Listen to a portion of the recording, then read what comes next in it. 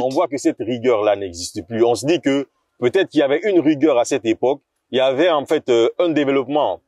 Notre football connaissait un certain développement à cette époque, même si aujourd'hui on voit beaucoup de changements. On voit le football est devenu moderne, mais on ne parvient pas à remporter de coupe malgré tout cela. On ne parvient pas à remporter parce que il y a moins de rigueur et parce que la politique libérale qui a été proclamée à partir de 1984 a été quelque peu mal comprise. On a pensé que le libéralisme, c'est en fait la liberté de faire ce que l'on veut.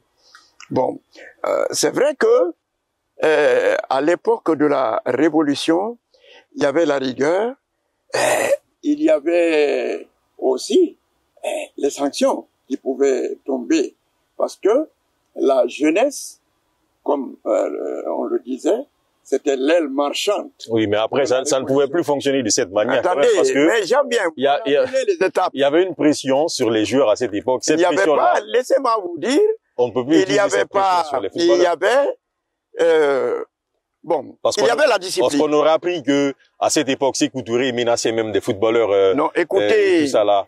Écoutez, chaque régime a ses principes. Et nous disons que ce n'est pas de la dictature, mais c'est tout simplement de la rigueur. D'accord. Parce que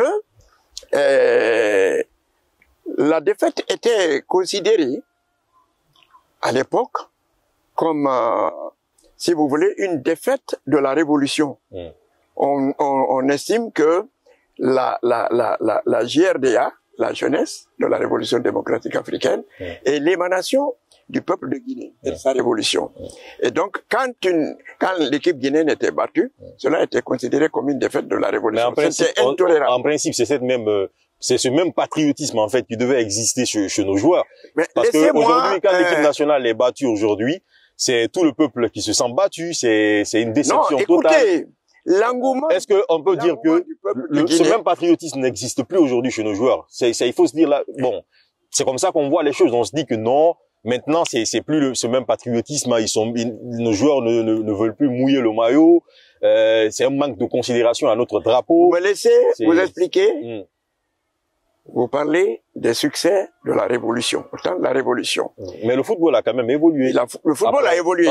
Parce que l'histoire du football en Guinée ne s'est pas limitée quand même qu'à la révolution. On a évolué avec le temps. On est en train de brûler des étapes. Vous m'écoutez? En 1968, qu'est-ce qui s'est passé? On a vu que les pays limitrophes comme le Sénégal et le Mali nous battaient parce qu'ils avaient des entraîneurs expatriés français.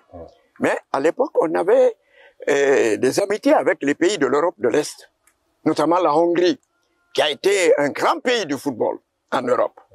Et après ça, le Brésil, il y a eu l'hégémonie du Brésil. Donc on s'est tourné vers la Hongrie, qui nous a donné des entraîneurs dans toutes les disciplines sportives.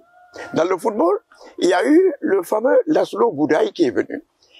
Quand il est venu, il s'est promené dans les rues de Conakry, il a vu les dons des enfants guinéens qui jouent et des élèves. Il a dit le football guinéen, c'est l'avenir. Il a composé ce qu'on a appelé l'université club, composé d'élèves et d'étudiants qui sont aptes à assimiler les techniques.